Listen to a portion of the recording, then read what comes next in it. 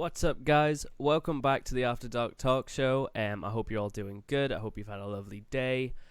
Big shout out to our key workers. Just finished clapping there for them. We've been clapping them for them. I think this is the 10th time, maybe more now. They're doing such an incredible job, and we've all acknowledged they're doing an incredible job. But still, there's talks about freezing pay, and that's a rock that we'll uncover, some other time. In terms of shout-outs and news for today's show, a couple from yesterday. Shout out again to the Whitley Bay Brewing Company. I know I've been shouting them out a lot, but they honestly are. They're a great business, doing great things for Whitley Bay, doing great beers, and they just got a great ethos, and they have pride with what they do, and they're very do-it-yourself, and I just really enjoy that about them. You can get their beers delivered by going to their Facebook page, Whitley Bay Brewing Company, and messaging them. It's every couple of days. They deliver to most of the northeast of England. And they also you can do a takeaway for their beers at Gilbert's and Smith's in Whitley Bay. That's on a Friday, 4 till 7, and a Saturday, 11 till 4. And I believe they're also doing delivered and takeaway Sunday dinners as well. So if you've been missing Sunday dinners, for sure, hit them up. As well, Callum, I said this yesterday, his new song out, The Way You Look. It's available on Spotify, iTunes, and YouTube.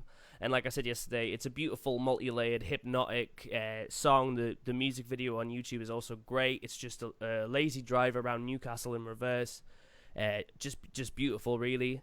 In other news, Come Together Northeast, their digital festival, their third one is starting this weekend, Friday till Sunday, titled Makina Dance for the Mind, highlighting local DJs and MCs. I mean, it's beautiful to see, just to see these festivals still happening and raising money for good causes. And as well as that, Matty Lacey has a new blog called Truths, Tunes and Tune on WordPress. That's truthstunes.wordpress.com.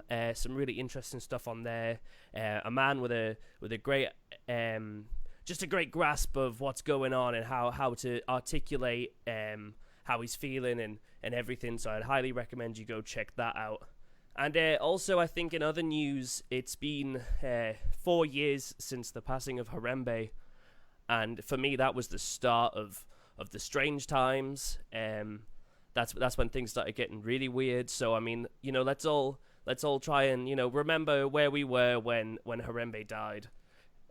So yeah, man, that's all my shout outs. My guest tonight, Natalie Greener. She is the creator of Tits Upon Tyne and the organizer of that. She's currently clapping with her family right now, so I'm waiting for her to come back. Now. Oh, hey, man. Sick. So, yeah, everybody. Natalie Greener, everybody. Hey up. How you doing, man? How was the clap? It was all right. I feel like people are slowly, whittling down as time goes on, which is quite sad, but my street's still growing quite strong, I think. Yeah, well, I think the creator of it, she was asking that this be the last one. I can't remember why. It would be good if it was, though, because I just want this whole shindig to be over now. Yeah. Bit of a ball ache. So for people that don't know about you and know about Tits Upon Tyne, do you want to kind of give that a little intro and let us all know what it's about? Oh, gosh. It was originally a one-off event that I started doing in aid of breast cancer when my mum was diagnosed in 2018. She's all fine now, she's all groovy. But it's kind of just snowballed into this thing now that's for women in the music industry. We've got different campaigns going, and we're just trying to keep the website alive with doing music reviews and stuff. So it's just literally just a mix of everything, but we're just trying to keep it true to the original message and making awareness and changing the scene little by little, I guess. Yeah, because when the first Tits Upon Tyne was announced, that sent some shockwaves. They got really far, just by word of mouth. I heard about it pretty quick, and I think you won over the hearts of the Newcastle music scene overnight very quickly, because it's such a beautiful goal and such a beautiful thing that you're doing with it. What was it like? Was it heavier to organize, since there was like, it was, you were personally attached to the charity you were raising money for? Oh, for starters, thank you for saying that. That kind of warmed my heart. But yeah, it is literally it's not. I've done gigs since I was 14, and this is the first one that's actually like I've put my own money into it. I've literally like bent over backwards trying to just get everything organized and sorted. I've literally it's a large consumer of my time, I'd say, and but it's all worth it because the support has just been phenomenal and overwhelming in some ways. And the last one was just, I just feel like it's going to get bigger and better. Like, there's no way about it. Yeah, well, it sort of became an establishment overnight, to be honest. I mean, truth be told, I didn't go. Like, I haven't been to many gigs in a very long time. But It's I mean, all right, I'll forgive you. but yeah, it's like it is an establishment now, just like Spotlight Music or like the Crack magazine and stuff. I would say Tits Upon Tyne like really jumped up there and has a lot of reach now, and it's a beautiful thing to see. Um, how is it kind of trying to make it tick by though? Because when I worked at a graphic design place, I used to do social media for restaurants, and even getting restaurants kind of ticking over and keeping people interested is quite difficult. Is that something that you find hard, or is there always kind of like a wealth of stuff to post? Oh God, it's been so hard in COVID because I'm not organising anything. So it's just like, can everyone just carry on like looking at our feeds and stuff, even though we're not announcing anything. So to get around that, I've just recruited a team of new journalists, and they're going to be working for free. So like shout out to them. But we're going to try and get content up regularly on the website, reviewing all sorts, and when gig season's back on, like get them going to gigs and writing about that, just to keep stuff going and keep things current and present. But yeah, it's been so hard without actually being able to run events. But there's always some good like girl power accounts or some like women in the industry memes I can share that just get enough attention. Yeah, it's an incredible organization, and it's great to hear that people are kind of volunteering to help it too. At the risk of being misconstrued, Tits Upon Tyne as well for me it's a very like, obviously it's like a kind of a feminist thing, and it is about kind of empowerment and like female creatives and artists. There was the first kind of thing I saw from Newcastle where it didn't feel like the selling point was feminism though. Do you know what I mean? It came from it was just like a look. Just these people are doing this thing. Like we're trying. It's for a good cause. We're using our abilities. We're empowered to do it. But it's like that wasn't the, you know what I mean? That wasn't like the crux of the whole thing. That's 100% what we try and go for though. Like I say we, I mean I, because it's just me. But it's literally a matter of, I wouldn't have been able to do what I did without a lot of the male bands and whatnot coming around to support me. And the original movement was for breast cancer. And now it's just, I like running good gigs that just happen to showcase female talent within a lineup that is also male. So if I have the opportunity to get a female sound girl, I'll do that because they're not recognised as much. But I think instead of it just being like girl power, like we hate men, that kind of thing, it's more behind the scenes. I like to get a mix of different kind of photographers, but I also like to get male bands, female bands, and just people that generally support kind of the whole sense of community that comes with Tits Upon Tyne. But also in that means does highlight in like the inequalities that women do face in the industry, which they are there. But it's a matter of like creating a gig for everyone that is pushed forward and promoted by women. And I think that's what's so nice about it, is that it's not just so like we are girls in your face. It's just everyone gets on board, everyone joins in, and it's just a sick night as well. Yeah, man, 100%. It definitely feels more like it's because it gives a voice to everybody involved, because like with bands like you had Primary Colours on, I think, at the first one and stuff like that. They're all those are some sweet woke bros. There's some beautiful dudes. and Yeah, they are. and like it kind of highlights the fact that they're happy to like support that as well. And I mean, because I don't know anyone personally who's a musician that wouldn't support it also. So it's just great to kind of see it like so not highlighted, but do you know what I mean, just doing it for a good cause.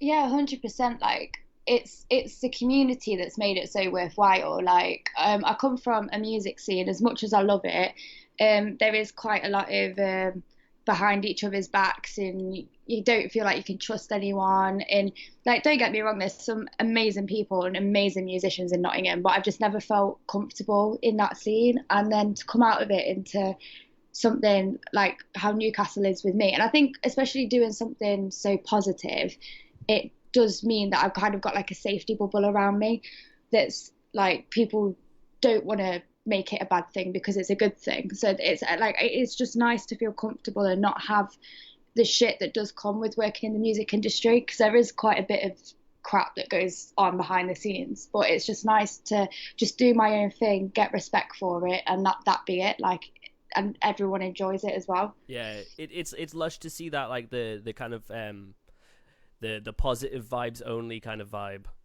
Yeah, Like yeah. Especially, I'm used to having some shitty vibes, but it's nothing that I can't handle. But for it to be such like the opposite and not what I expected when I first moved to Newcastle, it's overwhelming, to be honest. Yeah, because I used to put gigs on, none of them kind of at the scope or reach of what Tits Upon Tyne has been. But we whenever like my band gigged, we were always very focused on creating a safe space, and that isn't the kind of triggering safe space that Karens talk about. I mean, just like a real safe space where everybody was sound, like just everyone was good. Yeah, Everyone was good to like rub up against each other in a dancing way, obviously. yeah. And if there was ever any ructions, they were just straight out the door and like just told, look, this isn't the place for that. Like, not only is it bad for the two people trying to kick off with each other, but you're ruining the crack. Like, we're all family here. Just get lost. Yeah, 100%. Like I think that's what's so lush about Tits Upon Tyne is that just people just don't do that at our gigs. Like, I think it's just because the whole message behind it.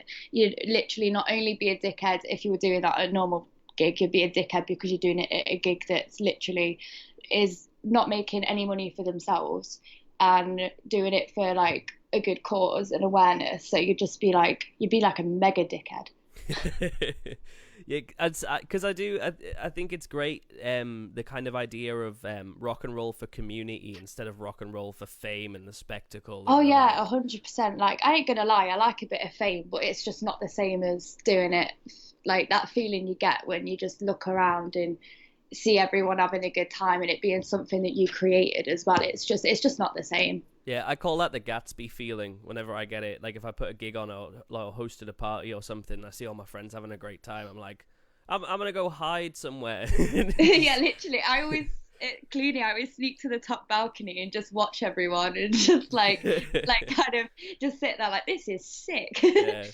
I think next time I put on a gig, I might bring along a crystal ball. So then once everyone's having a good time, I can disappear for about an hour and then come back, just kind of like doing a bit of a David Bowie from the Labyrinth. Just Oh like my God, in yeah. in the corner in the darkness, and I'll be like, "Oh, who's that?" It's like, that's the guy that put on the show. Oh God, it is so funny though when I'm like out, just like on the piss up or whatever, and someone will just come up to me and like in Nottingham, I used to get like my username on Instagram, and then like here, I don't get oh you're Soliverse, I get oh you're that Tits Upon Tyne girl, and it's just like yeah that's me. Or the worst ones when I saw a guy with my tote bag, and I just shouted at him in dog and parrot. I was like, nice tote bag, and he just looked at me and went like, yeah, thanks. And I was just like, bitch, I designed that. Like, it was just, it's weird. It's a weird complex, but it's just so rewarding. Just everyone just kind of getting behind me, and it's just nice. There's just no other way to describe it. Yeah, man. Well, when you do the right thing, the right people show up. So where do you kind of get your start in not only kind of like feminism, but where do you kind of get your start also in just like the music scene in general? Oh, it was a bit dodgy, my start in the music scene, I have to say. I got I've got a job. Well, I say job, I wasn't paid. And I was 14. I was working at a nightclub, handing out 2-for-1 shots, like flyers. And yeah, I originally started doing it under the promise that I would be organising acoustic sets for the club. It was under a promotions company, not the club itself. And yeah, then I got there after the first night. I was just handing out. I was that girl on the corner, and it was dead bad being 14 because I swear I bumped into so many of my teachers from school, and I was like, "Oh, you're right, sir. Do you want a 2 for 1 shot with your first drink?" Or like, it was just like it was so bizarre. But from that, I landed an internship at a bigger promotions company called I'm Not From London, which does a lot of stuff in Nottingham. And That's shout a out, that's a name I can get behind. yeah, in it just works at everywhere but London. And massive shout out to my boss Will, who was there because he is literally like he's taught me everything I know, and he let me just kind of do my internship and my work experience. He just basically said, right, if you've got an idea, just run with it. And he helped me start organising a string of gigs, and it was mad. Like I was allowed to do the booking of the bands, the promotion, picking the venue, and it was just sick. He just let me go for it, and he's literally taught me everything I know to the point now where I can just go off, do it by myself, and like it's mad, really. But Yeah, that's amazing, man. That's like the whole teach a man how to fish. Because I feel like a lot of people, promoters or even just musicians, we find ourselves in organizations or situations where we know we're capable, or we know we're capable of learning very quickly how to start doing things and doing it for ourselves. And there's always this kind of insinuated ladder that you have to climb. There's always this hierarchy oh that you always have God, to overcome, and be that yeah, be that wages or what you're allowed to do within the organization. It's always there, and I think it's a horrible complex. So it's so nice to hear that somebody gave you the opportunity to, like, it's nice to hear that somebody taught you how to fish instead of just giving you fish. yeah, like 100%. Because I went from at 14 just being kind of taken advantage of. For me being wanting to learn and work and get into events, I was just taken advantage of effectively. Like I was hardly getting any commission, and he was just kind of sending me out to do his dirty work. And he called it promo, which it was, but it wasn't the promo that I originally signed up for. Um, but then I was starting my own blog at the time as well, and that kind of snowboards, which got me the work experience as a journalist for the same company. I'm Not From London, and they just started sending me into gigs and stuff, and I just was freelancing for them. And from there, I've done everything under their name, and now I'm just kind of doing it myself. Yeah. And it's I know that people don't always approve of like the way corporate music is kind of like engineered and kind of pushed, but I do like the people who were there were like my family, and like they're like my little music family. Like they probably don't recognize me now because it's been ages, but they've always got like a special place in my heart because they literally, I would not be able to do what I do now if it wasn't for them. Yeah, I'm a big fan of musical and creative organizations, but I think when it comes to like you said, like corporate, I think there always needs to be a mechanism there for the musicians to like be like, yeah, nah, we're not, like Yeah, we're done with this now. But yeah, like I think it's that whole analogy as well of like it takes a village. When it comes to a band, I mean, if you want it to be a cohesive band, or if you want it to be a night and it be cohesive, you need advertising, you need the venue, you need to know how many people you can get in there, you need to advertise. So I think it's great to have groups of people helping music. yeah. Yeah, It's you asked where my feminism thing comes in as well, and I think it does come in being not in a band and a woman in the music industry. I just feel like I'm so not underappreciated, but like people, a lot of bands don't understand the graft that goes into putting on a gig. Like they just, a lot of them, not, there's some that are absolutely amazing, and I've got friends that like full on like respect the amount of graft that I put in, but there's other bands that genuinely just have no idea, or just because you've got boobs, they assume that you're there as a fan, not as someone like their boss effectively for the night, and yeah. it's just ridiculous. It's like if I was a guy, I think I would have got a lot further than I am now, purely on the basis that not most of the bands that I work with just assumed that I wasn't running the gig. Like it's so weird. Yeah, it's such a weird aspect of well, I mean, of cultures all over the world, but especially Western culture, where it's so systemic that it seeps into like very kind of bohemian, lefty, weird, like industries like art and music and stuff. That this kind of idea, like of just like a prejudgment of a person just based on their gender it penetrates so deep into almost every realm. 100%. It's like I'm not seen as a professional. I'm seen as a groupie. Like, and it's my job does not require any of the things that groupies do. And like, I'm proud to say that I'm not a groupie. And it's just like, I mean, shout out if you are, because I got a problem with you being that. But I'm a big groupie for the band Mayfair. 100%.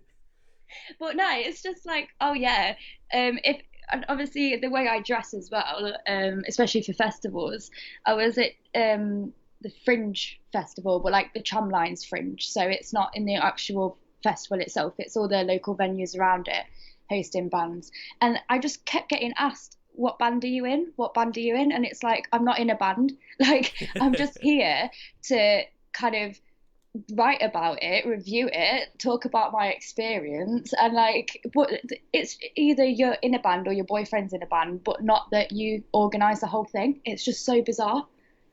Yeah, it's sometimes when I see it happen, I mean, I'll always call it out, but there's always a moment after where I'm just like, how the like what like do you know what I mean? It's not even like you can kind of justify it in any way. Like, I mean, I can.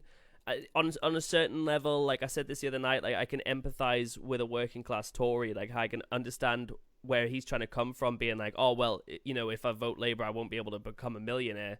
I mean, he just doesn't. Yeah. They don't notice that they won't be able to become a millionaire if they vote Tory anyway. But I mean, I can empathize with that slightly. But when it comes to sexism and like discriminate, like homophobia, like I do find myself just absolutely baffled sometimes. I'm just like, how, why? Like, first of all, what the fuck is the benefit? And B, like, 100%. I think it's all down to ego. There's some people that the music scene is a certain way in their heads, and it doesn't matter if they're shit or if they're amazing. Does they think the sun always shines out their bumhole? And it doesn't. But there's this ego complex that I think comes with when a band gets successful. Don't get me wrong, there's a lot of bands that don't have this ego complex.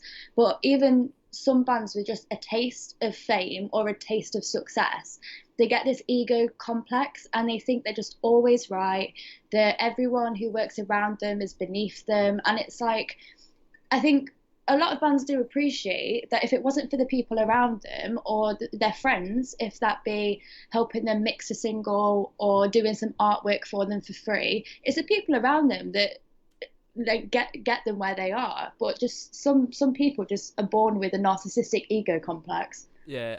When I was in my first band in Newcastle, I'll happily admit that I would have been an absolute narcissist at the time. And I think it's because at the time with the bands I was playing with, we all weren't very nice to each other.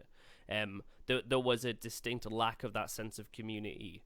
And it would always get put down to like, oh, just banter or just, you know, playful kind of just kind of playful rivalry. But I think what happens is especially when you're in your first band or you're trying to express yourself, you're kind of nervous anyway. And then when you're in a hostile environment, it makes you go in a full defender mode. And yeah, like you use it as kind of armor for your nerves. Yeah, it's a way of yeah. And I think get you. I fell victim to that. I learned very quickly though when I realized all my friends were disappearing. So I kind of turned the boat around as fast as I could. And when you go into something though, expressing yourself or talking about what you believe in or pointing out the injustices that you see, it's already a little nervous. So if you go into a situation that is slightly hostile, and sometimes you can't even tell the level of hostility, I think that makes you even more defensive. It can really crystallize a lot of people's egos and a lot of their worst traits. Yeah, 100%. Because if the people who are kind of at the top of that social hierarchy in the music scene, and there's bands around them that are wanting to get support slots and hang around with them to get certain press coverage, and they're just constantly agreeing with what they're saying. They're going to think that they're like the bee's knees or the dog's bollocks or whatever it is, just because they've got these people around them that are catering to that whole ego complex. And I think that it's shit, because Tits Upon Tyne is a perfect example of how you can talk about and literally scream from the rooftops a message, but do it in a way that everyone's involved and no one's excluded. Yeah, and that's massively constructive and making money for charity as well. I mean, it's just, I don't know how anyone could ever have an issue with it. Have you ever had any kind of backlash from just weird righty people, or maybe even people giving you some shit for putting tits on a tote bag? Like, have you ever had any negative comments about it? None come to the top of my head. I've got like people that have issues with me as a person, but I'm not really asked about that. It's more kind of, it's such a bizarre one, because you'd think putting giant tits on a poster around Newcastle, someone would have a problem with it. Oh no, I just remembered there was one time I got an email, and it was a granddad of someone who'd written a feature for the blog, and apparently he went to Google Tits Upon Tyne and just hundreds of porn sites came up. And I was just like, I answered the email and I was just like, I don't think you typed it in properly, because I checked when I first got the email domain that like if you put Tits Upon Tyne in, like articles about us come up, the website comes up, it's not porny. And he was just like, I typed it in and I just got loads and loads of porn sites, and I was like, oh, sorry babe, I didn't mean for that to happen. You should have just replied, I'm really sorry and you're welcome. Yeah, literally. But I was like, oh bless him. But no, that's the only time it's like not really even a complaint. I think it was like constructive criticism. Yeah. Well, I mean, you've just given that man an excuse for the rest of his life now. Every time his wife comes in and sees him looking at tits, he'd be like, I was just looking for the article, I'm sorry. Literally 100%. Like, but no, I think that's literally the only time. I think as well, because they're cartoon boobs as well. They're not as out there as just being a picture of someone's boobs. Yeah. Yes. So like the fact they're cartoons, I think it get away with murder these days. Yeah, I to be fair, I couldn't imagine anybody having any complaints, because it's so like non-militant. It's just very kind of like, I don't know. It's the aura around Tits Upon Tyne is just sort of like that of like a kind of a big hug, or maybe that of just maybe that of even just of being motorboated by the big tits on the Tyne. Like there's no, it doesn't feel like this hostility. It's just kind of like, look, this is the crack. Let's all get together and let's make a bit of a difference. Like, we're not gonna, there's no level of knowledge to get involved. There's no, it's not a higher society or anything. It's for everybody. Yeah. I think as well, coming from a hostile music environment, and I did feel like I was kind of not victimized, but kind of challenged a lot with how people perceived me and being something that I wasn't, and kind of just had all this negative energy thrown my way. I think Tits Upon Tyne's been like, I moved to Newcastle, fresh start, and I think it's the event that fully captures me as a person as well, like, and what I want the music industry to be like. And it's lush, because I went from running these events where I enjoyed them, but I felt like there was always kind of this persona that was put forward, especially when like you're also trying to climb that social ladder. And then I've just realised doing something like this and just being so welcoming and not even having a social ladder is just that's just me in an event. Like, that's what I want my friends and my family to feel like when they're around me. And that's what I want the people that I work with to feel like if they're working with me. And it's just kind of showing how I think the music industry, it can work like that. And there's no reason why it shouldn't.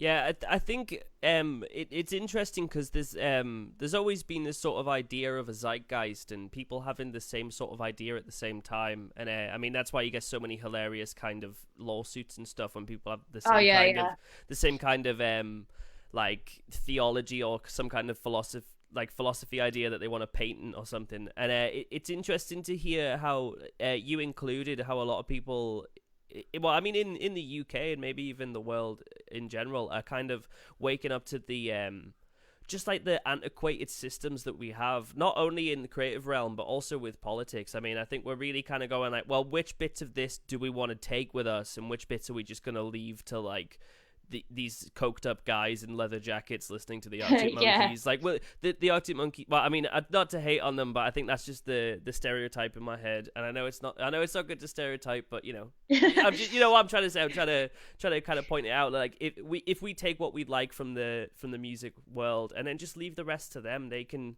They can go bankrupt when they realize that nobody wants to listen to the shit that they've been pushing for so long. Yeah, like 100%. Like, it's one of those things that's so challenging because you kind of if you're in a band or the music scene, like you think you have to work for these businesses and these organizations, and you can just do it on your own.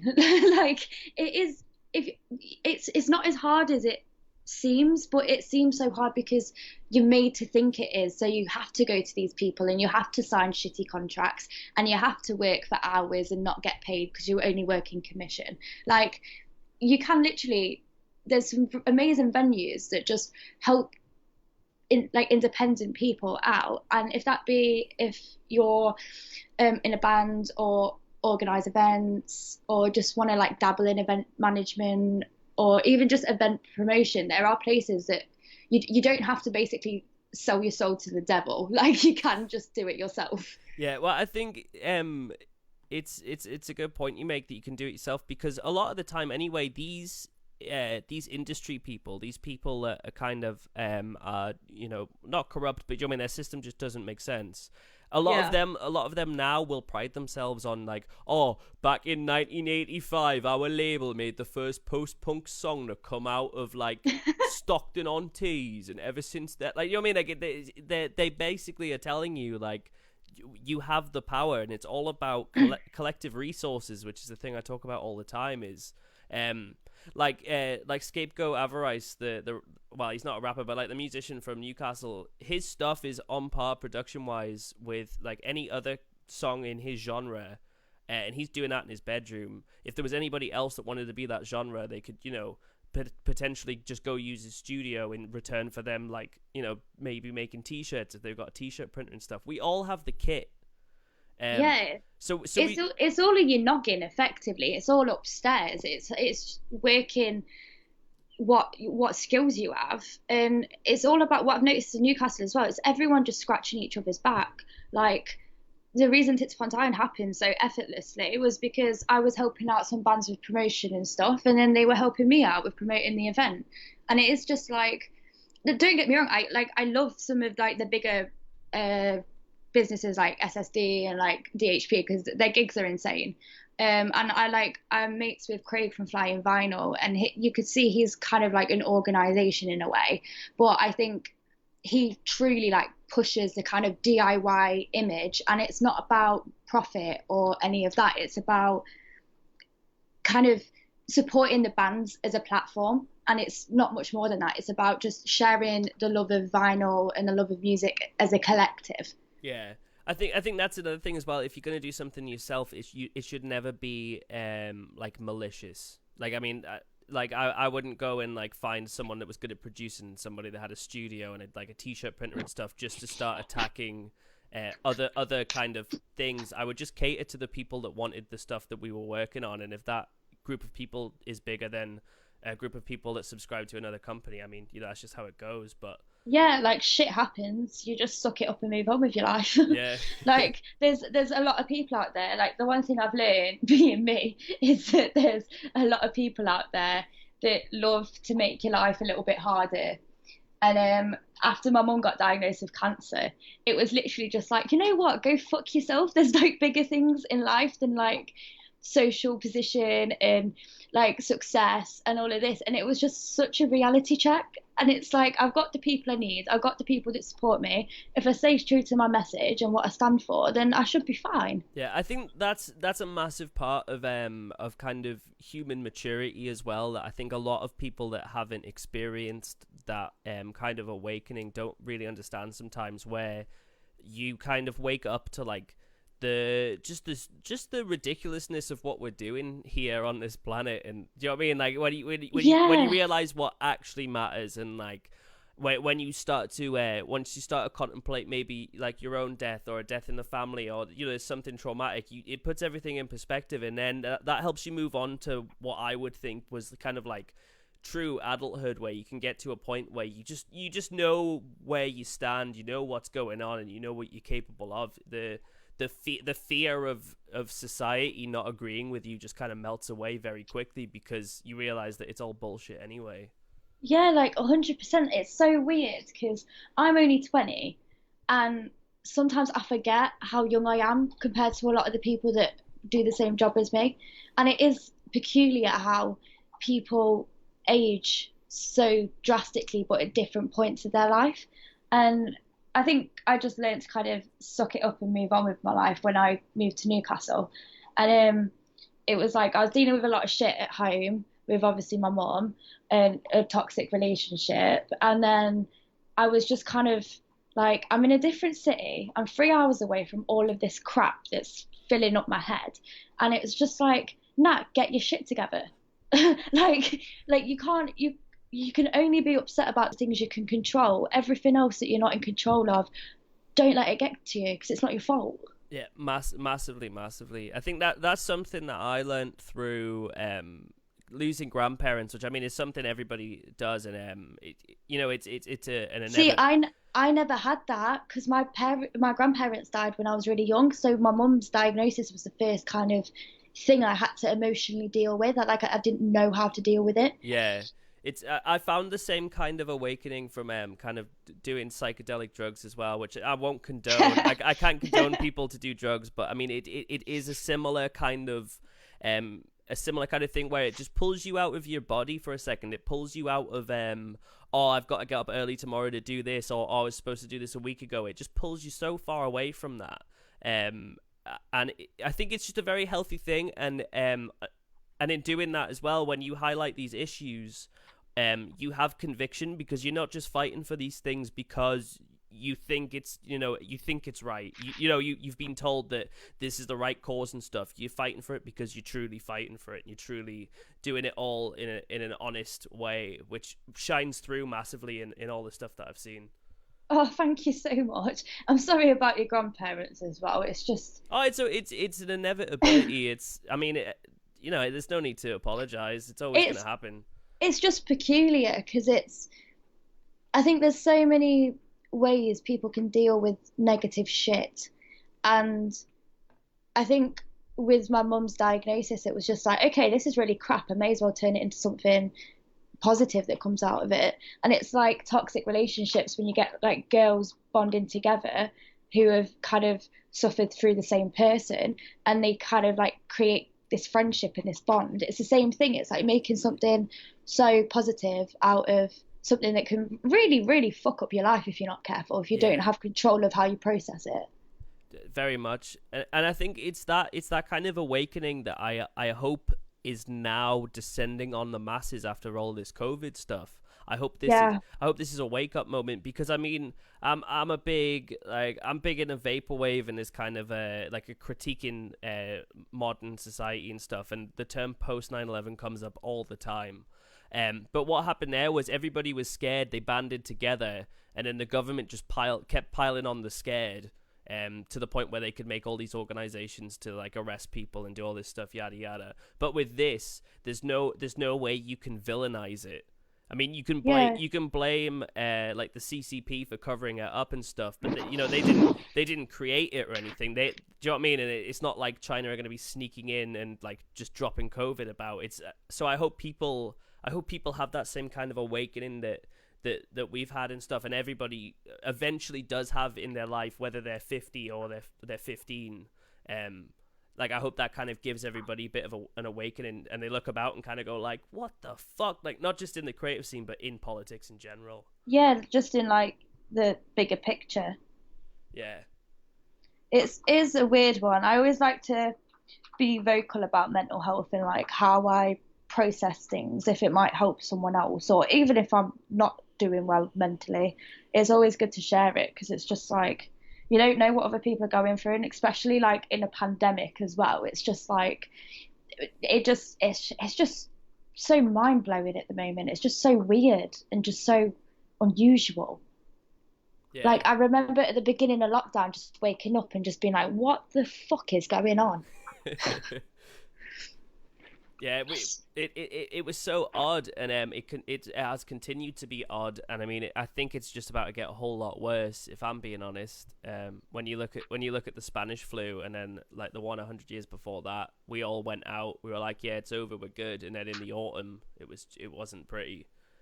Yeah. So I hope people now, like, this Cummings thing seems to be a bit of a catalytic converter on it. Not like a catalyst, even not a catalytic converter, like a catalyst to the situation too. Because I don't know if you've seen, but on a lot of kind of right wing Facebook pages, their admins have been resigning and leaving very long comments, being like, I can't do this anymore. I can't stick up for the British Empire anymore. I can't stick up for this idea that we're better than everybody else, because what's happening is we're just an island that is now all alone, and we're in the shit a bit. Yeah, it's weird though, because you know when you're saying that, it's like a bit like the music industry, like just being so like we are the shit, we are better than everyone else, and then it's just like shit happens, like some gossip about a band or like sexual assault allegations that just kind of like blow everything out the water, and everyone's just like, "Nah, you're on your own, Yeah. like you by yourself now, mate." Now, the parallels I've noticed recently from doing this show, and kind of because I don't know, man. Like sometimes I'll read the news before I do the show, and I'll get a bit riled up and stuff. The show is very susceptible to whatever I was doing an hour before. Yeah, no, that's such a mood though, isn't it? And it's, I think recently, maybe in the past week or 2 weeks, the parallels are kind of shocking. So I think that's why I'm pushing more on the creative community side, because no doubt it will seep out. And I believe as well, there's a lot of introverts that want to express themselves in this time. And, support is a great expression. Just sharing things for your friends, or if you've got a couple quid, buying a tote bag or a magazine or something. Yeah, Tits Upon Tyne tote bags are on sale, by the way. Just thought I'd plug that Yeah, in. man, no, don't worry. Shameless plugs are more than welcome on this show. Good, 'cause I'm full of them. But yeah, I think it'll be interesting after this, because what I want to kind of preach to people, and I hope like everybody else in the creative realm in Newcastle are going to preach too, is this idea of like, even if you're not a musician or like somebody that can help directly with a studio or making merch or blah blah blah, you can still be a massive part of it by just being part of like a little bit of an army online, by sharing your friends' stuff and giving them more light than just kind of sharing stuff that some celebrity that you'll never meet has said, because the voice of your peers will always reflect you more than the voice of idols. Yeah, no, like I've learned that like so hard since starting Tits Upon Tyne. Like 100%, the people who are buying the tickets, the people who are buying the merch, the people who are donating, they're the ones that are Tits Upon Tyne. I'm just the one that gets them all in the same room at the same time. Yeah. Yeah, man, it's just so like I don't even know what I'm trying to say. I'm just hyped, man. I'm hyped that it's happening. I'm hyped that people are kind of doing something with more of kind of like not a revolutionary mindset, but definitely a more positive one. Because I think music, creativity, and society in general have been too busy on. They've been too busy focusing on the self. They've been too busy focusing on, like spectacles and like social kudos and stuff. So, if you can get a bunch of people in a room and they jump around and get sweaty and all feel part of something, that's what we need. Because, I mean, even for mental health, I mean, like I have anxiety and stuff. And when I'd play gigs, it would just be kind of like a reset for me. Because I'd be like, I'm just being a dafty in front of all of these people. Like, why am I so worried when I'm like walking about? Like, and yeah, I've had some bands speak to me about that, and it's like music and playing live is their version of medication. Like yeah, that's their release from it all, and it's just a blessing, I think. it's also the energy tennis as well. Like, I'm sure you felt it, and I think anybody that's been to a gig that has been where everybody kind of loves each other and they all like the same music. You get this energy tennis of like the energy bouncing off the band and in the crowd, and it bounces around the crowd and bounces back at the band. And it's either that or a lot of drugs. It's one of the two. But like it exhausts you in the most beautiful way, and it lets you get all of your like just your shit out, man. And it's just good vibes, man. Good vibes. It is. And it doesn't have to be like, even down to things like getting more women in the industry noticed, and mental health, and like other messages that me as a person stand for, like victims being able to tell their stories without getting judged or patronized, and people being able to be who they are without getting judged. And it's just like, I think everything like that, it doesn't have to have such a negative connotation. Like, we can talk about it and we can kind of spread this awareness without it being so heavy and so hard hitting. Like, all it has to do is just be an event that everyone comes together, talks about this shit, gets it off their chest, and then has a good time as well. It doesn't have to be such a deep, meaningful thing all the time. Yeah, 100%, man. I agree with that. Because I'd definitely say I'm on the left politically. Really? No, I haven't noticed. But I think I'm also one of those guys that says something along the lines of like liberal fascists. Yeah. Because I think well, usually from my experience anyway, it's usually like a straight white middle class guy who will just be like aggressively leftist. And it's like a mask. Yeah. They use like being working class as a mask. Yeah. And they're not. Yeah, and they'll be saying stuff I agree with, but they'll be shouting it while like hitting a tambourine, and I'm just like, this isn't. With a t-shirt of Jeremy Corbyn on. Yeah, and you're just like, yo, this isn't how you do it, man. Like as Brexit should have taught you something very, very important, that it's not about screaming who you are, it's about letting the screaming for everyone else. Yeah, and showing the British public like kind of what's going on and where things are starting to go wrong, because we're just so attached to our past. Like we're like, oh well, Margaret Thatcher took the mines away, I want the mines back. You don't want the mines back. You want you want a factory. You know what I mean? You want something. You want a job. You want a job. Yeah, but you don't want the mines back. I understand the pride, and I fully support the people that rioted and stuck up for what they had to do, but you don't want the mines back, mate. Like, literally, like there's better things to be focusing on. Yeah, it's just madness, and I think there needs to be a parallel response from the left instead of such of an aggressive one. Because I mean, I think I'm starting to see it now anyway, where the left are using their facts, they're using it as propaganda now, which I love. Like it's not propaganda, it's like factually correct, but they're slipping it in the way that like the right and the Tories have been slipping in their messages. Like they'll just, like someone will share it, and you know what I mean, it's good to see that it's just a bit more tactical now. Yeah, because I think definitely with politics, it is just like the left seem to go in all guns blazing, rightfully so, like they're angry and upset, but then like if you play Tories at their own game, you might actually come out on top. Oh, but they're too stupid to win if we play them at their own game. Yeah, literally. And it's just like be more tactical about it. So like if you're upset, like just kind of be calculating and adjust your plans accordingly. Yeah, well, it's just like in an argument. If you go in shouting, you've already lost. Just take a breath, and because I know it's frustrating. I know. Like I'm angry about a lot of stuff. I've had friendships that have been very good friendships up until the point that I've told them that I was bisexual, and then everything just goes sour. I mean, you get emotionally attached, you get angry. Yeah. Take like, why? Yeah, just take a breath and then just be like, why? Instead of just screaming and going mental. Yeah, like. Oh, sorry, you go. No, you go, because I was just about to spin it round, so you... I was just about to say, I had a message from my best mate, Luke, and he says he feels personally attacked about your comment about getting coked up and listening to Arctic Monkeys.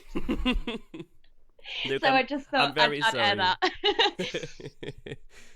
You're not part of the problem, I'm very sorry. But yeah, I was gonna say, I was gonna spit it around and say, what are the biggest differences between Nottingham and Newcastle then? So Nottingham is my home, and it's always gonna have like a special place in my heart because I learned everything I can do in Newcastle from Nottingham.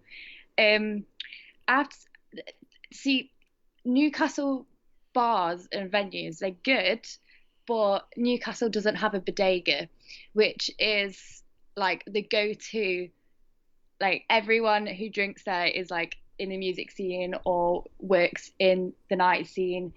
It's just like all creative, everyone knows each other, and there are places like that in Newcastle, but it is literally like everyone just goes to Bodega or Hockley, and it's like a designated area in town where people just go if you're creative. Yeah, Where like and that, and we've got like vinyls and vinyl shops, retro shops, and all sorts there. And it is just like a creative hub. And I think Oosburn's a bit like that in Newcastle, but it's not quite the same, like on the same level. So that would be sick if Newcastle could like get that sorted, because then it'd just be like amazing. yeah, I hear that. I think that's something I talk to a lot with Matty Lacey and Cy Beckwith on the show. Is I'm kind of obsessed at the minute with Nelson Sullivan, who's this guy from New York who filmed everything. He's like the original vlogger, and he used to hang out with RuPaul and Michael Alec and Yes. Boy George and everybody. And he turned his house into what you're saying was a place where everyone would go and drink. And I think in Newcastle we've got some places that are like potentially that. Like I'm a big fan of Bar 28. Obviously Bar Loco, they do great stuff.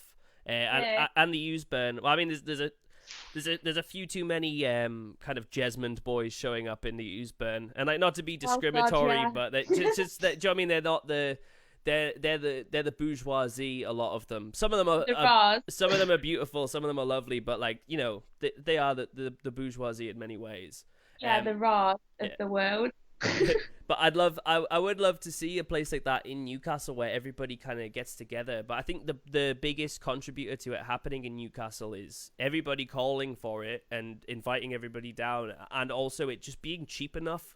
Because, like, as somebody that only ever seems to snatch up minimum wage jobs, to be able to go out and be an active member of a scene, it needs to be cheap. Yeah, well, hands down, like a shout out to Bodega Lager. That's £2 a pint. And Oh when God! it's Right, happy don't hour. forget the show. All right. The show's done. I'm going to Nottingham. I'm gonna go get some of these pints. So like it is all right, but like Hockley is a hub and a place of creatives is sick. But there's just I don't feel like I belong there anymore. I feel like you can grow out of Nottingham in a way, like you basically can do everything, and then especially in my job, I've done what I wanted to do, and I just feel a bit stuck. Yeah. That's why I ended up going to Newcastle, and I have to say, I don't want to offend anyone who lives in Nottingham because it is my home and I love it to bits, but there is just a different kind of welcoming and a warmth to Newcastle that Nottingham doesn't have a lot of the time. Like there are some absolute legends, and that don't get me wrong, the musical talent in Nottingham is phenomenal. Like it is insane. Like every band is just mind blowing. That's why we've got so many good like mini music festivals and stuff. But it is about the people, and Nottingham can be quite. You can get caught up in a lot of like lies and social status and what people think about you, how you look, and I just don't feel like I get that as much. And I don't know. It may be all down to me and how I perceive things. Um, but I just haven't really felt that pressure in Newcastle. I think. It, Sorry, carry on.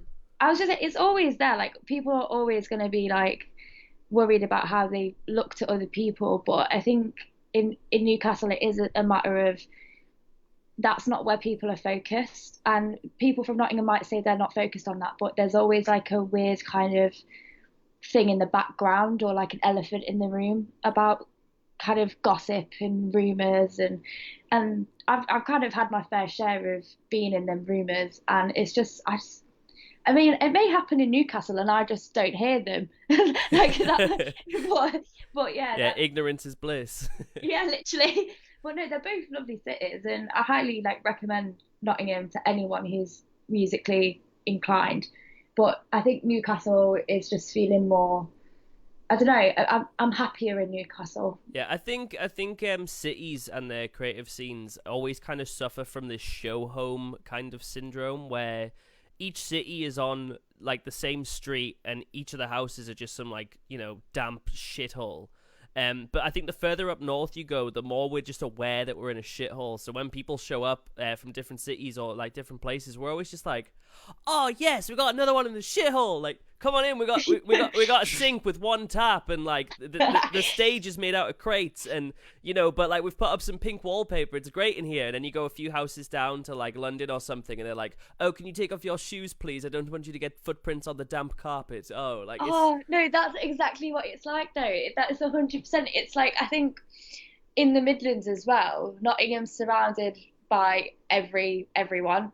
Like you've got Sheffield, Leicester, um, Manchester a bit further up, and it's just like we're in the middle of the UK, which means that all eyes are on us effectively. Like like there's a lot of people that go to uni from all over the UK in Nottingham because it's like bang in the middle. It's easily accessible, and it's just I feel like there's a lot of pressure to present ourselves in a certain way, and there's no shame in that because I think like Nottingham's creative scene is phenomenal, and because there's this pressure on it, it means that people thrive so quickly. Like we're constantly working and trying to be the best, but then I think we need to learn how to take a step back and look around and actually, instead of see people as competition, see people as like let's support them. And I think a lot of people do, but it's always in a way that it's like, what can I get from this person? yeah.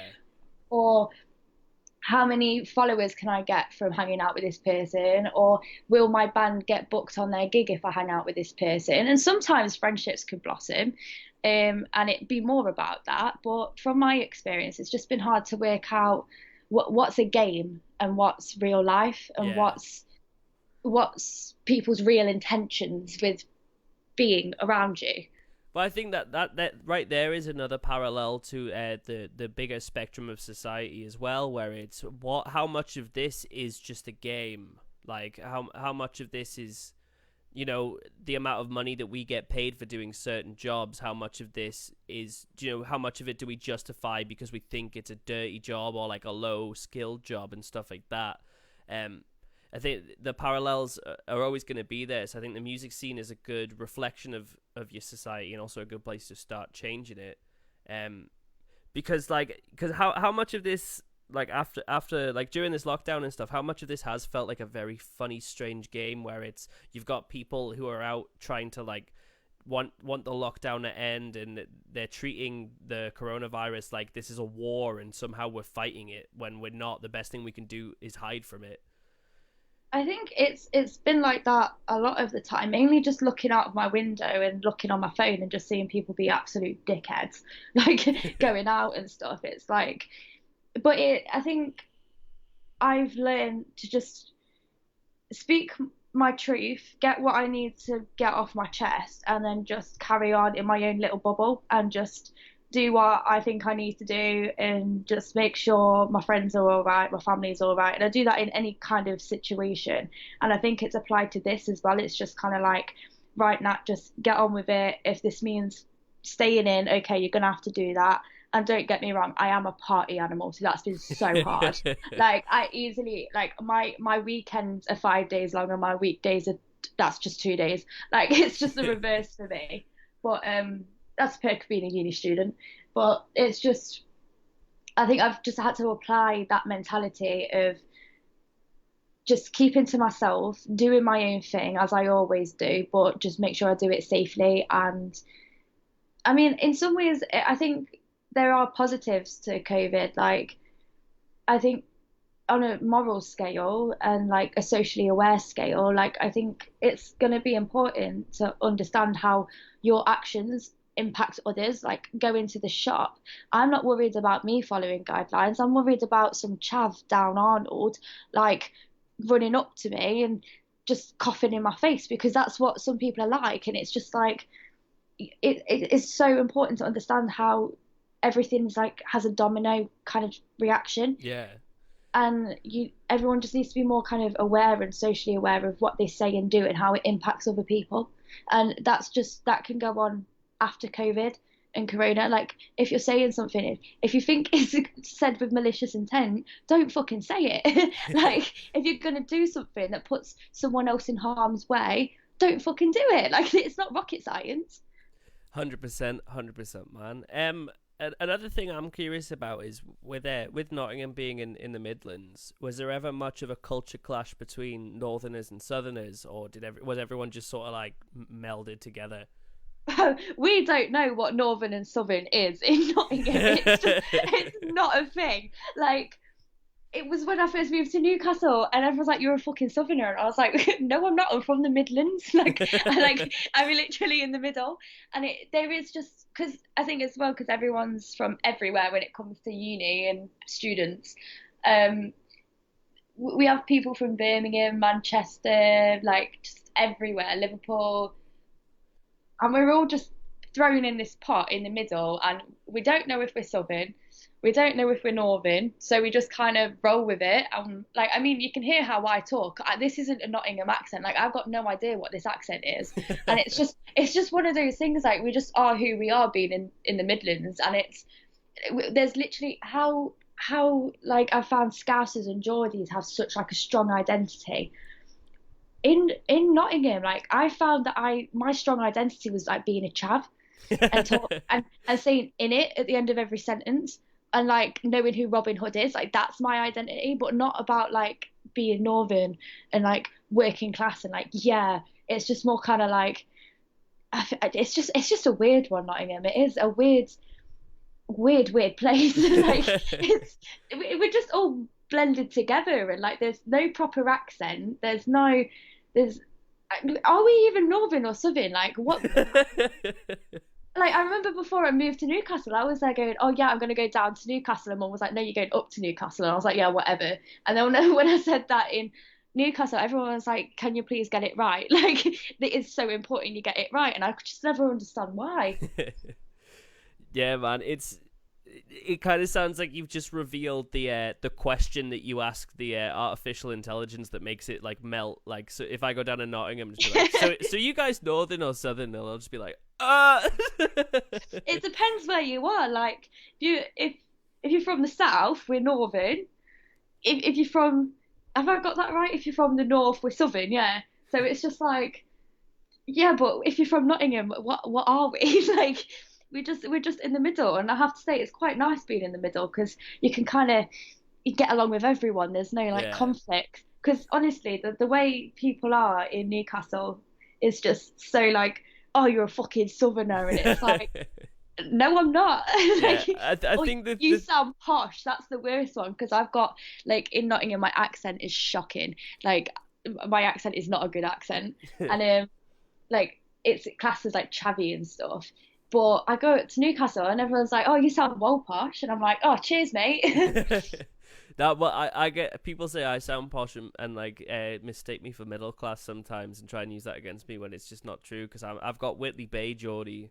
Oh, I love Whitley I think Bay. it's got something to do with the infinite waves crashing on the beach and like just being able to look out at nothing. It just I don't know what it does to people in Whitley Bay, but we're all just sort of like we're like the Californians of Newcastle, I think. Like, I mean, I wouldn't compare Whitley Bay to California. oh well, I mean, there's probably just as much weed. Right. No, I love Whitley Bay.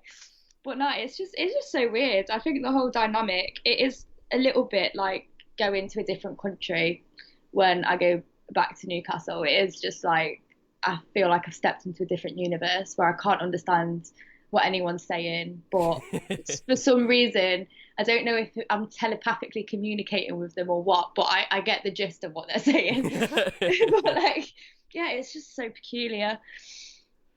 So, what do you kind of see happening after lockdown once we're allowed to go out and play again? Because, like, I mean, no doubt, Come Together Northeast are going to be pulling some moves. Yes. No doubt there'll be another Tits Upon Tyne. I think I'm gonna try my best to turn this into a real life talk show with like a desk and a sofa and Oh, that'd be sick. having bands on and stuff, and just creating a platform for it. Like, do you see a big change in like the cultural scene in Newcastle after this, or are you just kind of like gonna do it bit by bit and take it how it comes and try and like read the room a little? Well, I've got my knickers in a twist, to be honest, because I run club nights as well. Not to do with Tits Upon Tyne, with my mate Wes, called the Mess Society, and we literally just launched in March, and then just everything closed.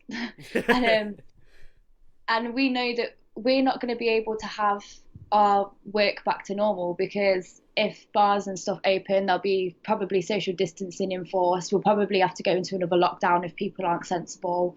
And so in regards to like my work that I get paid for, yeah, I've got no idea what's going on with that. Like, I don't even want to think about what's going to happen, because it's just very unrealistic that we're going to be able to launch again proper at any time in the near future. But Tits Upon Tyne, we've got some exciting stuff in the works. I've just ordered 1,200 beer mats. Oh. Yeah, for when everywhere opens again. We may have to social distance, but at least we can have a pint together. And I'm going to sit there for a few hours and hole punch a hole in them the size of a straw, so you can use the beer mats as like an anti-spiking device when you're out. I love that. I love Yeah, so that. it's got like Tits Upon Tyne against spiking on with like the nice pink ribbon and everything, so you get a bit promo out of it. But yeah, I'm going to sit there and manually hole punch so people can put them in the top of their pint glasses and stuff if they're at a gig or whatever. Oh, that's so yeah, good, man. Yeah, that's our next project, because I thought we may as well do something productive. I'll get my money back, so I'm not too bothered about that. But yeah, I think it would be something that we could actually probably, it would be cool to go on Dragon's Den and be like, this is an anti-spiking device that also looks pretty sick. Like, well, I think yeah, I think as an awareness tool and an advertising tool as well, that's got big legs on it. I mean, I'm sure local newspapers and other things would be really kind of excited to report on that kind of stuff too. yeah, like I think it's just so important. I can talk the talk, but it's time to like walk the walk and just show people that I can actually practice what I preach. Yeah. And just show that like there are little things you can. I mean, I don't get. I get little money from Tits Upon Tyne, if anything. And that's just like the odd pound here or there if someone's bought a tote bag and I have to pay for postage or whatnot. Like, it's not really. I don't reap loads of reward from it, part that isn't like for my brain. It's just it's all kind of morale and how I'm feeling from doing it. That's what I get from it. But I think this being able to help someone, because I was spiked back at Halloween, and honestly, scariest experience I've ever had in my life. Like, nearly broke my nose, couldn't remember any of the night. Pretty sure I ran out of Xerox saying I was going to get a train back to Nottingham with 2 cocktails in my hand that I hadn't paid for, and my mate had to come and like grab me, and it was basically a shit show of a night. And if I had like one of these beer mats just on a table, I could pop it in my bag, and because it's quite like it's a normal sized beer mat, so if it's got a hole that fits a straw in it, then I could have just popped that on any kind of bottle or pint glass or anything, and I would have been blessed for the night. Yeah, it's something I've seen firsthand as well. I mean, for a while, for some reason in Whitley Bay, for one summer it was very rampant, and I think what it was in Whitley Bay, I think it was just stupid sixth formers thinking it was funny, because it wasn't just girls getting spiked in Whitley. It was like 25 stone rugby lads and like you Oh know, yeah, well they steal your wallets and stuff, don't they? Like it's still dangerous for guys. Like uh, yeah, you yeah, could but no, get spiked and have all your stuff nicked. in Whitley, nothing bad seemed to happen. It just seemed like it was just for fun. But I mean, it's terrifying when your friend is like writhing on the floor and you have no idea what's inside them at all. Like you just like, Yeah, like people react to stuff different ways. Like it's not funny to mess with someone else's like wiring and like their whole chemical balance in their brains and everything. Like yeah, if that's your version of fun, I think you need help. Like very much go so, very go get much. go get a Nintendo Switch or something. Yeah, man, it's a fucked up thing to do, and you know, it is in many ways it's awful that we have to go through precautions to stop it from happening. But I mean, it's all about awareness too, though, because I know for a fact people see it happen and don't say shit, and that's the most dangerous part about anything in terms of our safety on nights out, or even just our safety walking about.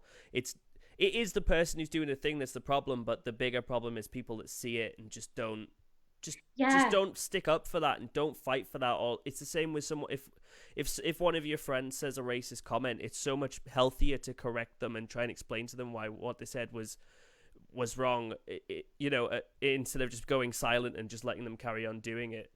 Yeah, like I'm definitely one of those people that if I see an injustice or something that proper gets under my skin, I will be vocal about it because I think people need to know, like, if you've upset someone or something's inappropriate, I mean, don't get me wrong, my humor is very, very dark and I do have tasteless humor sometimes. So I'm also like, okay, don't get your knickers in a twist, like it was only a joke. But also there's so much importance to understanding what your words and your actions Yeah, can do to other people. And I will always say that. And I will always speak up if I see someone chatting shit about someone else and I think it's just bang out of order. I will speak up about it because, like, if everyone did, the world would be such a better place. If people were allowed to tell their stories without being victimized or judged or ridiculed for speaking their truth, then the world would just be so much easier. Everyone would be on the same fucking page. yeah, it totally. I think as well when it comes to this, like this category of people maybe saying something a bit like hurtful. I think a lot of the time as well, maybe on our side, on more like the lefty side, I think we need to understand ignorance as well, though. And ignorance can be by choice, but it can also just be, true ignorance. I mean, there's a lot of words that I catch my dad saying, and I'll just be like, yeah, nah, and he'll be like, oh, why not? And I'll be like, oh, it's because of this, and he'll sort of be like, oh, okay, no, I get it, yeah, fair enough, I won't. Like, it's just what I thought the word was. Like, there needs to be a recognition for like sort of honest ignorance, I think. Sorry, my mic keeps cutting out. It's okay. 1 second. My Wi-Fi's just. See, if we had voted for Corbyn, maybe we all would have had free Wi-Fi and it would have worked. Anyway, how's everybody doing who's listening while we try and sort out this issue? Anybody want to comment any questions or anything? I'm here. I'm all ears. Just give me a shout. Let me know what you're saying. Yeah, filling the silences is a tough one for me. I think I haven't really got that much patter. I rely more on my guests. Because I feel like I'm more of a viewer of this show anyway. I'm just interested to hear the person and what they got going on. See if we can get this to work. Oh, it's ringing. I'm so sorry about that. That's all right, man. Don't worry about it. Gosh, I hate technology. Can you hear me all right and Yeah, everything? you sounds fine. Yeah. Is everybody What? else listening at home hear it okay? Is it all good? Yeah, it should be fine. Anyway, what I was saying was, I just think we should be aware when somebody says something offensive. We need to quickly deduce whether it was true ignorance or if they're just like pretending to be ignorant. Yeah, yeah. I think there's definitely people out there that think it's cool to be ignorant, and I will never get that.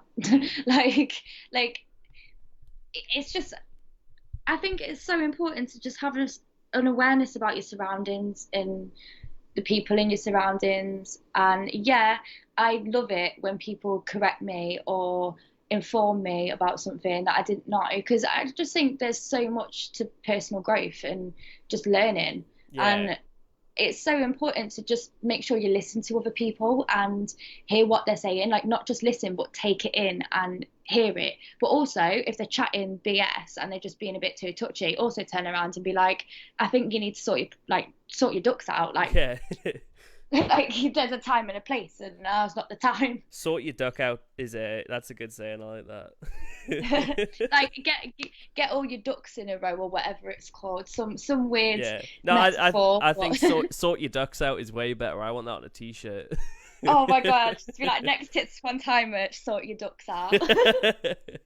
But yeah, I think yeah, personal growth is massive, and I don't know why it's almost like a taboo in mainstream society. I think now with after kind of Brexit and people kind of getting really riled up about politics, and with Trump and stuff as well. I mean, there's always these times in history where people get very devoted to a certain ideology or tribe, and I think those people who are making this tribalism happen also, they just demonize being proven wrong, and they'll say they'll put it down to like fake facts, fake news, all this kind of stuff.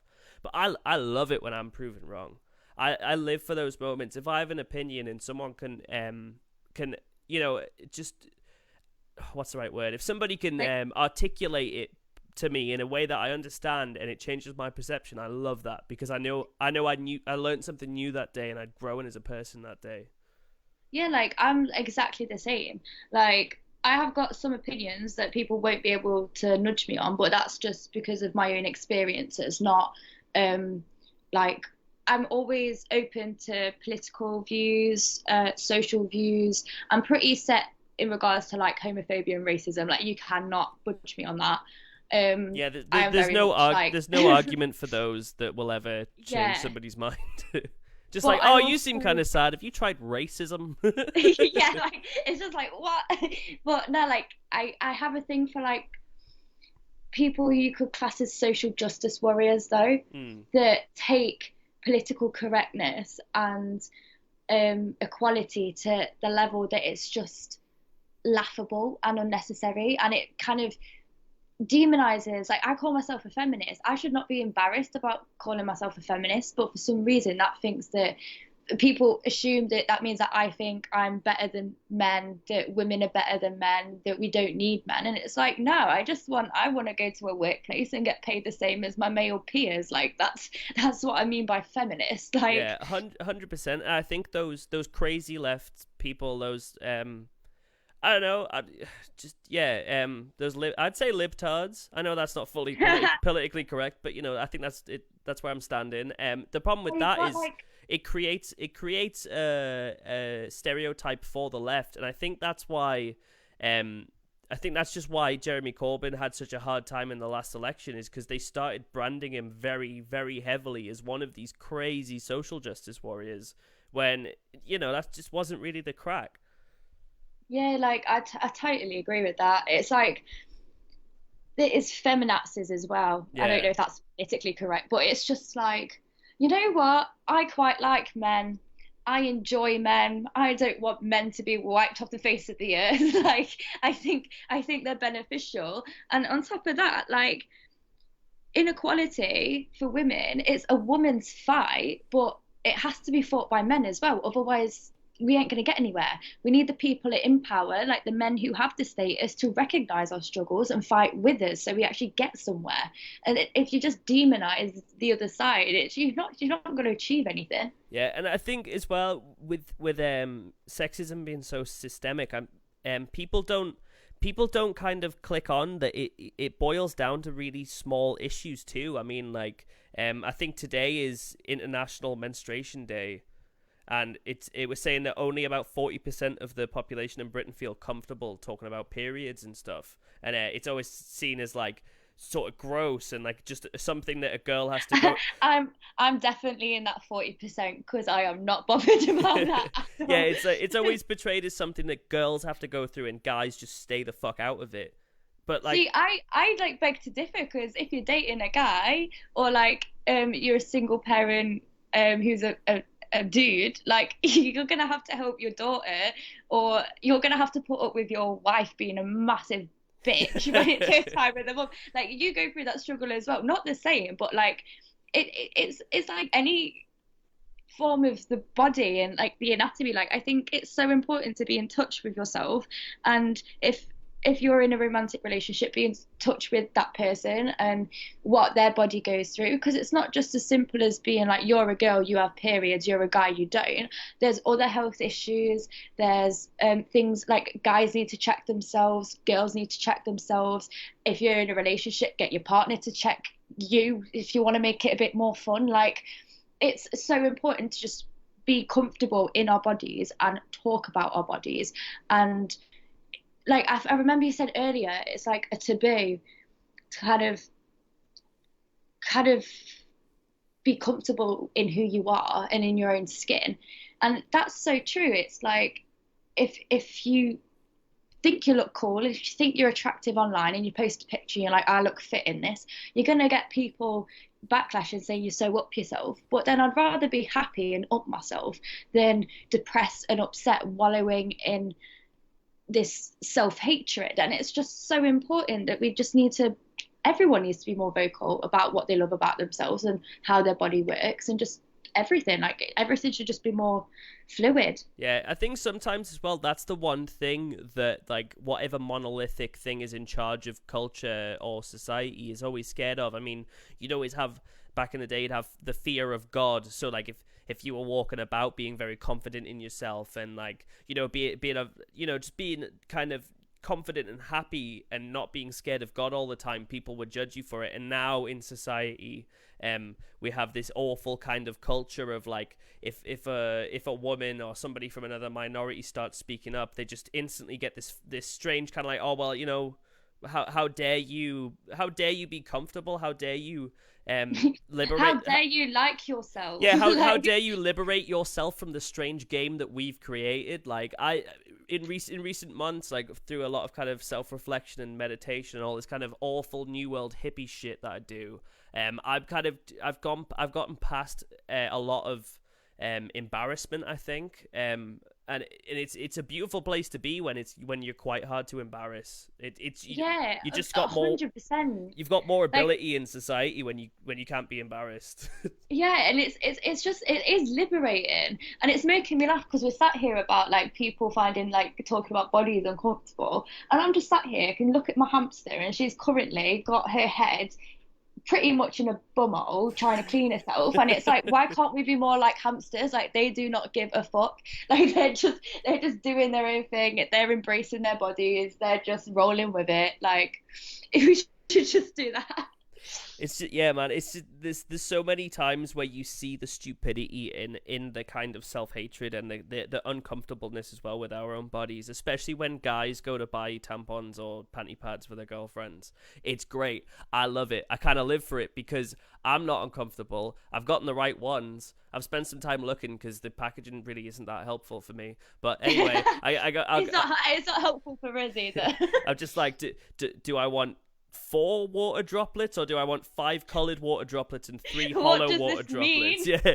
So I'll grab whichever one looks nice, and then I'll go to the counter and and then even the person working there, if it's a guy, he'll be like, "Whoa, like you're buying these?" And you're just like, "Fuck off! It's some cotton. Like fuck off." Yeah, literally. And it's just so frustrating. Like up until recently, I'm not sure if it's still the case now, if the tampon tax has been removed. Oh, no, it's still there, very much so, I believe. Yeah. It's like, how is that classed as a luxury?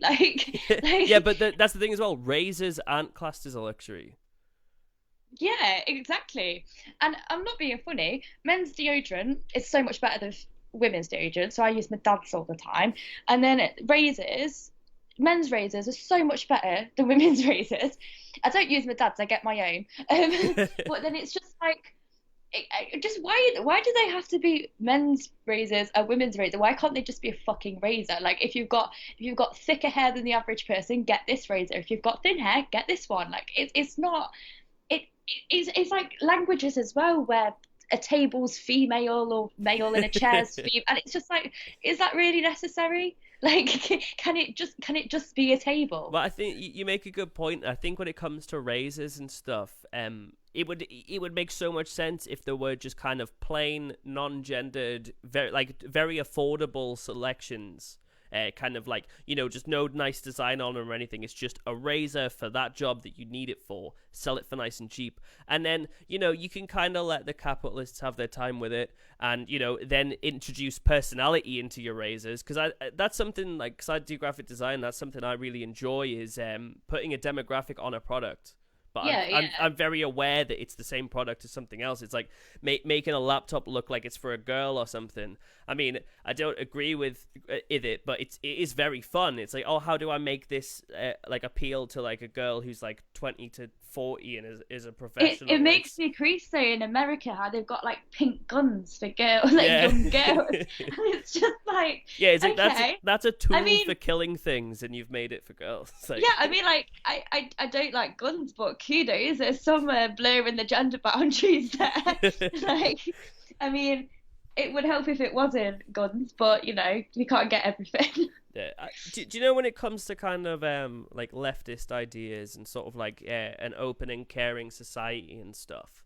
Do you think there's a lot of kind of basically, do you think there's a lot of communists sneaking in the back door? Yeah. Like, I don't want to say anything because like it's tricky because I don't think communism's bad, but I also don't think it's good either. Is there a communist holding a gun to your head right now? Is that why you can't? Well, I mean, I have to say, I like the outfits that come out of communism. I like the fashion, but I don't think. I like the color scheme, yeah. Yeah, I like the berets and shit. But aside from that, I mean, I'm not. I did sociology, so ask me anything on Marxism and whatnot, I'll be blessed. But communism is just like, I always think there's a little bit more to it than what I know, and I think it's tricky because I don't think I have the idea if it's good or bad. Like I honestly don't know, and I don't think I know enough about it to make a judgment. Yeah. But I also get pissed off when there's people like, oh yeah, fucking communism, yeah, and I'm just like, go fuck yourself. Yeah, I hate it when that reflects the left, and like I know people are gonna start saying like, oh, but Callum, communism is the most left you can go. But I mean that there's a reason for that. I hate this connection between Labour and communism. I hate this link between just creative people in communism, and I'm sure like after lockdown, if we all start helping each other out and working together, people will say that too and try and draw parallels. But it's the three words that will always debunk any communist is on paper and reality, because it works great on paper, never ever works in reality. But then you could argue, is it done properly? And that's why I think that's my argument. I'm not a communist, and I don't really like the idea of communism. But I think there's always, obviously, history has proven that it isn't very efficient when it's not done well. But I don't know. I think there can be loads of what ifs in regards to politics. Like, what if this was done differently? What if this? What if this?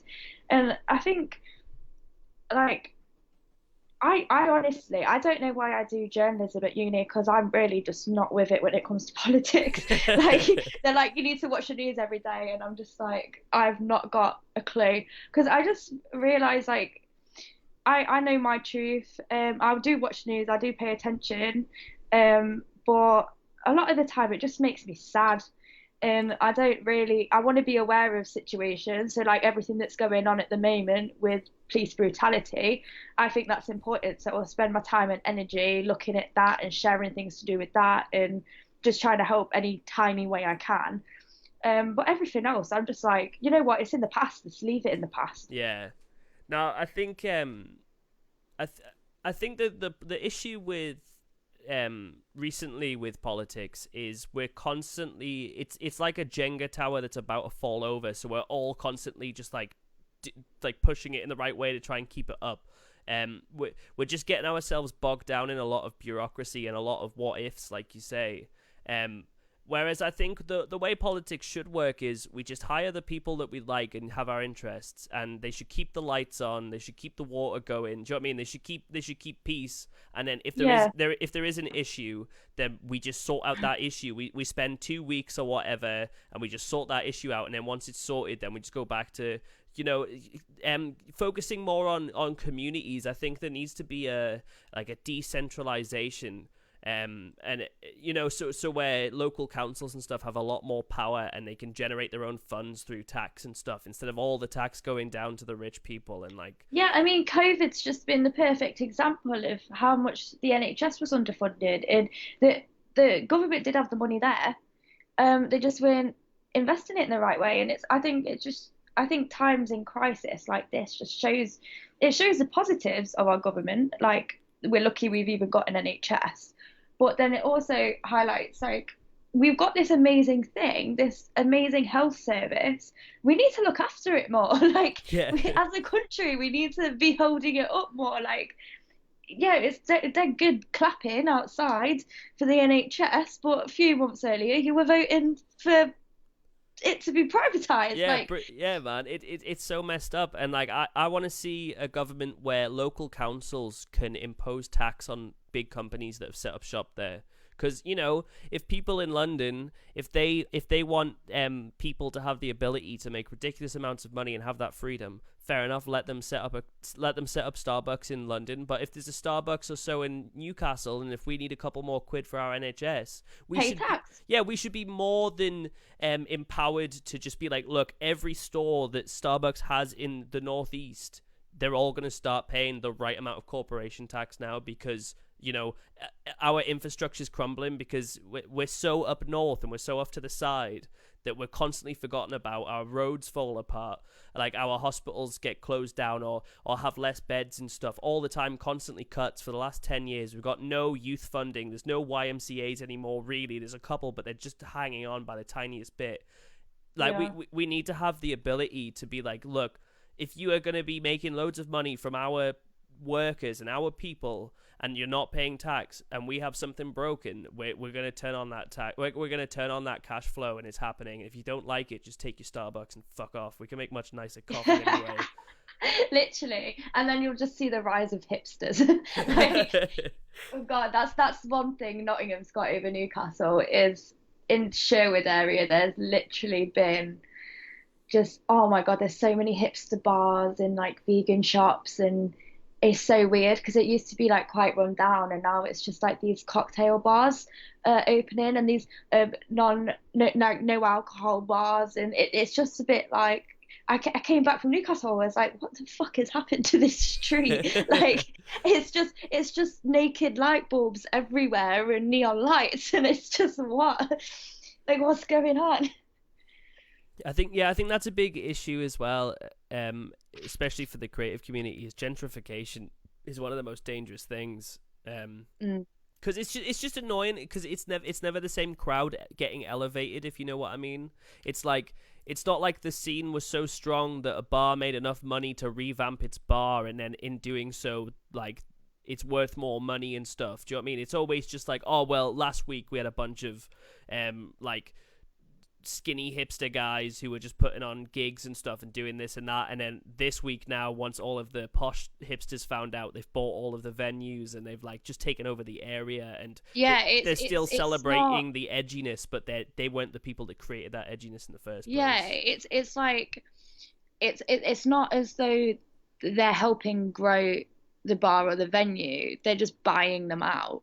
Yeah. And it's sad. Like, that's why I've got a lot of respect for like Alan and that, who does Little Buildings, and the guys that help me out at the Cleanie, because I think they do try and stay independent and stay self-reliant and not on other people. And I think that's just so important in the music scene, is just to, like, I think, know your self-worth as well. Like, yeah, you as a venue, you might not be making loads of money at the moment, but you know what, if you're helping people and you've got a place in people's hearts as a music venue, then I think, yeah, it doesn't pay the bills, but you need to know your worth in that sense as well. Yeah. Well, I think it seems what happens is if you're going to start something with a goal of helping others, is any kind of large profits you were ever going to make just gets handed back out to the people that are there. Like, the people at Tits Upon Tyne, like, people tell me about both of the gigs all the time and how crazy it was and how they had such a good time and it was very therapeutic for them and all these, all the things that you expect to get from a great gig. Yeah. And so it's like they also got part of the profit from that night. They profited from it while also fueling it, and I think that's the sort of system that that the whole creative scene in Newcastle can thrive off, is that idea of you can kind of it's like JFK, to like paraphrase JFK. It's like, don't ask what your local scene can do for you, ask what you can do for your local scene. Yeah, no, literally, that is what it is like though, and I think it's just so important.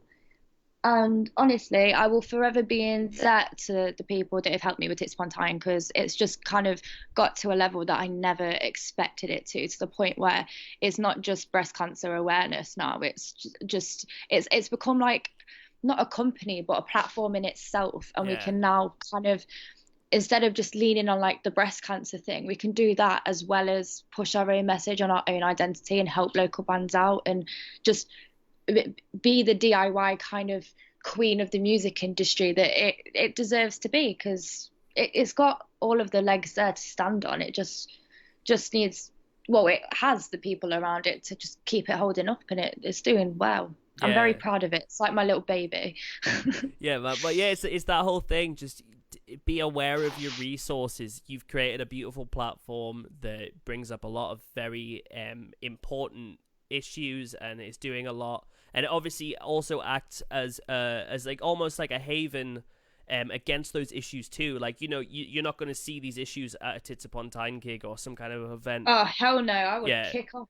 it would Like it would never honestly. happen. And it's the same with Come Together Any and Little Buildings and all those guys. Is we're very, like, we've got our platforms, we've got our resources, and we're all ready to sort of just like, just share the resources and do what we can to really just instill it.